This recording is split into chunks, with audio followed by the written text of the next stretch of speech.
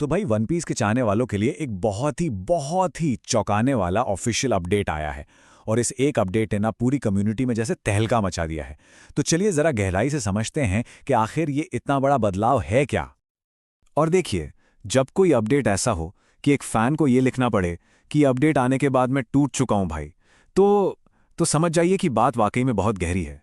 ये सिर्फ एक फैन का रिएक्शन नहीं है। ये ये वो कच्ची भावना है जो शायद इस वक्त कई लोगों के दिल में है। देखिए, ये कोई छोटी मोटी न्यूज़ अपडेट नहीं है। नहीं, ये वन पीस एनिमे को देखने का, उसे महसूस करने का जो पूरा तरीका है ना, उसे जड़ से बदलने वाली बात है। मतलब एक पूरा का पूरा ओवरहॉल। तो सबसे पहली खबर जो आई वो ये थी कि वन पीस एनिमे 2026 में जनवरी से लेके मार्च तक पूरे 3 महीने के ब्रेक पर जा रहा है। हाँ, जैसे ही एगहेड आइलैंड आर्क खत्म होगा, बस ब्रेक। अब ये अपने आप में ही एक बड़ी खबर थी, पर सच कहूं तो असली झटका तो ये था ही नहीं, वो तो अभी आने वाला था। और वो झटका ये है, वन पीस जो सालों से हर हफ्ते हमारे साथ रहा है, अब ऑफिशियली उस फॉर्मेट को छोड़ रहा है। अब ये एक सीजनल एनिमे बनने जा रहा है। मतलब सीधा सा है, अब हर हफ्ते नया एपिसोड नहीं आएगा। नहीं, अब कुछ एपिसोड्स एक साथ एक सीजन में आएंगे और फिर एक लंबा ब्रेक। और इस एक बदलाव का सीधा असर देखें एपिसोड्स की गिनती पर। जहां हमें साल के करीब करीब 50 से 52 एपिसोड्स देखने को मिलते थे, अब वो नंबर घटकर आधा हो गया है, सिर्फ 26। सोचिए जरा, पूरे साल में बस 26 एपिसोड। तो सवाल ये उठता है कि भाई ऐसा क्यों? स्टूडियो ने इतना बड़ा, इतना कंट्रोवर्शियल फैसला आखिर लिया क्यों? चलिए जरा उनकी तरफ की कहानी भी सुनते हैं कि वो इसके पीछे की वजह क्या बता रहे हैं।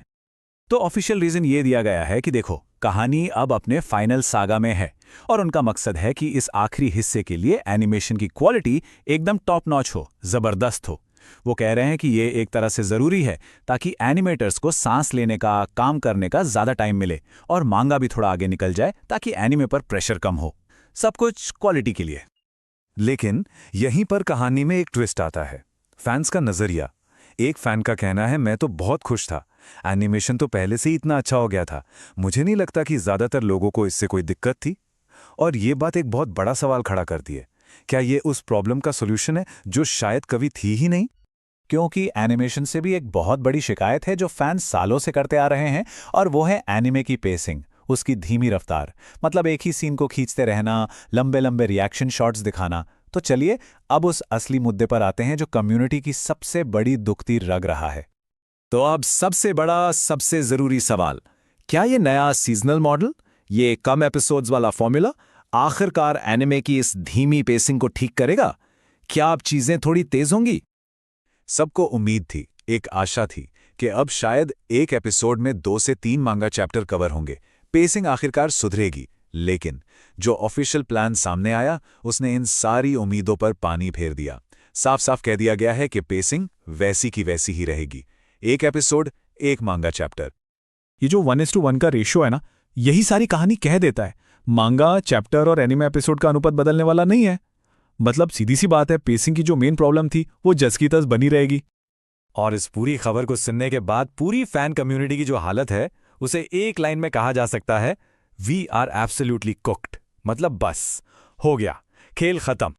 तो जब फीलिंग ऐसी है कि सब खत्म हो गया, तो चलिए अब ये भी देख लेते हैं कि 2026 से आगे वन पीस देखने का हमारा कैलेंडर आखिर दिखेगा कैसा, मतलब असल में होगा क्या। तो देखिए, नया साइकिल बहुत सीधा साधा है।